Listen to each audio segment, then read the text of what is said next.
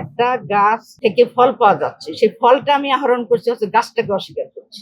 আজকে আমাদের 11 দলীয় জোটের মনোনয়ন পত্র বাছাই পর্ব ছিল।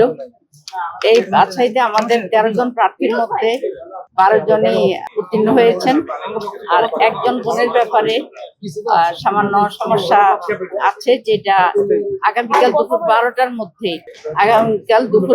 মধ্যে এটা কারণ দেখাবেন উনি, এবং আমরা আশা করি সেটা গৃহীত হবে। আসলে যেই সমস্যাগুলা সমসাময়িক হচ্ছে, এই যে যেমন ধরেন গাড়িগুলা ঘন্টার পর ঘন্টা দিনের পর দাঁড়িয়ে আছে, তেল পাচ্ছে না, তারপরে গ্যাস সংকট আবার শুরু হয়েছে। আমরা এগুলো নিয়ে কথা বলবো, দ্রব্যমূল্যের ঊর্ধ্বগতি নিয়ে কথা বলবো। তারপরে নারীদের, বিশেষ করে শিশুদের উপর নির্যাতন, নারীদের উপর নির্যাতন, এগুলোর বিরুদ্ধে আমরা প্রতিবাদ করব, এবং আইন শৃঙ্খলা পরিস্থিতি যেন উন্নতি হয় সেই ব্যাপারে আমরা সরকার দৃষ্টি আকর্ষণ করব।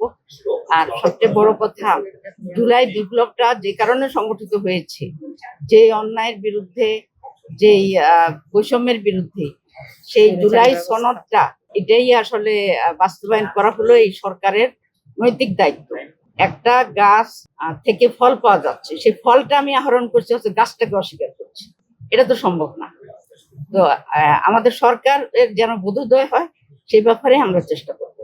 এখনো সমস্যা হচ্ছে, বিশেষ করে সরকার যখন দায়িত্ব নিল, তারপর থেকেই আসলে যে যারা তাদেরকে ভোট দেয়নি তাদেরকে বিভিন্ন ভাবে আক্রমণ করা হচ্ছে, হুমকি দেওয়া হচ্ছে, এমনকি বাড়িঘর ভেঙে দেওয়া হচ্ছে, তারপরে মহিলাদের উপরে নির্যাতন হচ্ছে। এগুলা আসলে খুবই খারাপ লক্ষণ। আমরা এগুলার বিরুদ্ধে সবসময় প্রতিবাদ করেছি, প্রতিবাদ করতে থাকবো।